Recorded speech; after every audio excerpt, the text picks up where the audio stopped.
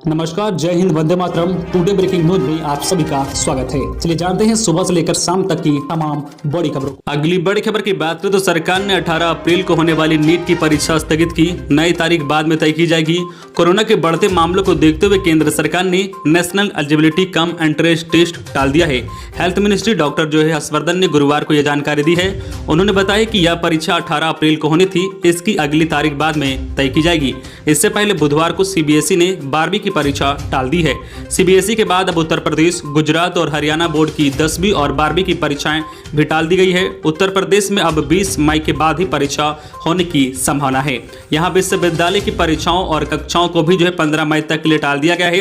Class 1 से लेकर 12वीं तक के सभी स्कूल भी 15 मई तक बंद रहेंगे। गुजरात सरकार की तरफ से जारी आदेश के मुताबिक 15 मई के बाद हालत का जायजा लेकर एग्जाम की नई डेट शीट जारी की जाएगी। सरकार ने क्लास 1 से लेकर 9वीं तक और 11वीं के स्टूडेंट को बगैर परीक्षा के प्रमोट करने का फैसला लिया है। अगली बड़ी खबर की बात करें, कोरोना की बेकाबू रफ्तार, 24 घंटे में रिकॉर्ड 2,739 नए केस। डॉक्टरों की सलाह, देश में लगे संपूर्ण लॉकडाउन।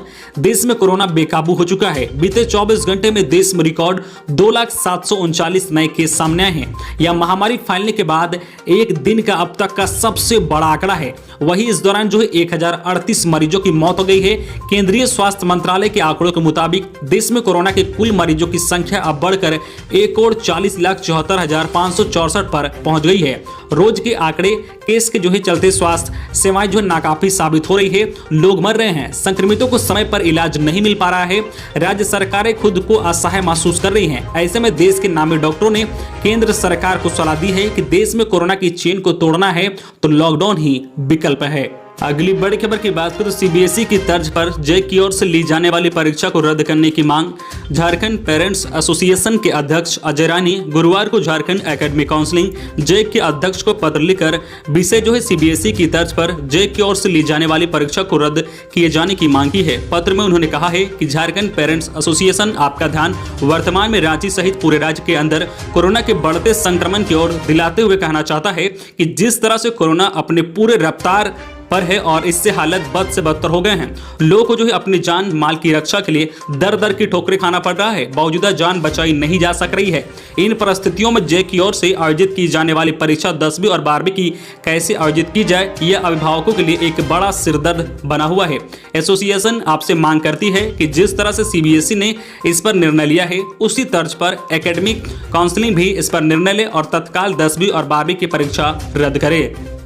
अगली बड़ी खबर की बात करें तो सीबीएसई के अलावा मध्य प्रदेश, राजस्थान, हिमाचल समेत 7 राज्यों में परीक्षा स्थगित। सीबीएसई बोर्ड ने देश में बेकाबू हो रहे कोरोना संक्रमण के मद्देनजर 10वीं की परीक्षा रद्द कर दी है और 12वीं की टाल दी है। 12वीं की परीक्षा पर फैसला 1 जून के बाद होगा, लेकिन कोरोना के कारण परीक्षाओं के शेड्यूल में बदलाव करने वाला सीबीएसई पहला बोर्ड ही नहीं, कई राज्य बोर्ड ने छात्रों को राहत देते हुए ऐसे फैसले लिए हैं। इसमें से मध्य प्रदेश, छत्तीसगढ़, पंजाब, महाराष्ट्र, तमिलनाडु जैसे राज्य शामिल हैं। हिमाचल प्रदेश में कोरोना महामारी के चलते हिमाचल प्रदेश सरकार ने हिमाचल बोर्ड की 10वीं और 12वीं की परीक्षाओं को 17 मई तक लिए स्थगित कर दिया है। वहीं राजस्थान में बेकाबू हो रहे कोरोना महामारी के चलते राजस्थान के मुख्यमंत्री अशोक गहलोत ने एक बड़ा फैसला करते हुए राजस्थान बोर्ड की 10वीं और 12वीं की परीक्षाएं स्थगित कर दी है। इसके साथ ही 8वीं बोर्ड के छात्र छात्राओं को 9वीं में और 9वीं के छात्राओं को 10वीं में और 11वीं के छात्राओं को सीधे 12वीं में प्रमोट करने का फैसला लिया है। अगली बड़ी खबर की बात करें तो दिल्ली में लगा वीकेंड कर्फ्यू। शुक्रवार रात 10 बजे से सोमवार सुबह 6 बजे तक रहेगी पाबंदियां। दिल्ली में जारी कोरोना महामारी के कोहराम के बीच स्थिति को काबू करने के लिए मुख्यमंत्री अरविंद केजरीवाल ने दिल्ली में शुक्रवार रात 10 बजे से सोमवार सुबह 6 बजे तक के लिए वीकेंड कर्फ्यू लगाने का ऐलान किया है। केजरीवाल गुरुवार को उपराज्यपाल अनिल बैजल के साथ बैठक में शहर के कोविड-19 हालत पर चर्चा के बाद वीकेंड कर्फ्यू लगाने की घोषणा की है। वीकेंड कर्फ्यू के दौरान मॉल, स्पा, जिम और ऑटो स्टेडियम आदि सब बंद रहेंगे, लेकिन सिनेमा हॉल 30% क्षमता के साथ चल सकेंगे। केजरीवाल ने कहा कि एक साप्ताहिक बाजार को एक दिन में और एक जोन में हिसाब से अनुमति दी जाएगी। साप्ताहिक बाजार में ज्यादा भीड़ ना हो, इसके लिए खास इंतजाम किए जा रहे हैं। केजरीवाल ने कहा कि दिल्ली के अस्पतालों में बेड्स की कोई कमी नहीं है। अभी 5000 से ज्यादा बेड खाली हैं। मरीजों को चूजी होने में थोड़ी दिक्कत हो सकती है। हमारा प्रयास है कि दिल्ली में सभी मरीजों को इलाज और बेड मिल सके। अगली बड़ी खबर की बात करें तो निजामुद्दीन मरकज में नमाज पढ़ने की इजाजत। दिल्ली हाईकोर्ट ने कहा कि एक साथ 50 लोग दिन में 5 बार नमाज पढ़ सकते हैं, सिर्फ फर्स्ट फ्लोर खुलेगा। दिल्ली हाईकोर्ट ने निजामुद्दीन मरकज में रमजान के दौरान एक साथ 50 लोगों को नमाज पढ़ने की इजाजत दी है। कोर्ट ने गुरुवार को यह फैसला सुनाया है। अदालत ने कहा है कि जो है मरकज के फर्स्ट फ्लोर पर दिन में 5 बार नमाज पढ़ी जा सकती है, लेकिन कोरोना गाइडलाइन का पालन करना होगा।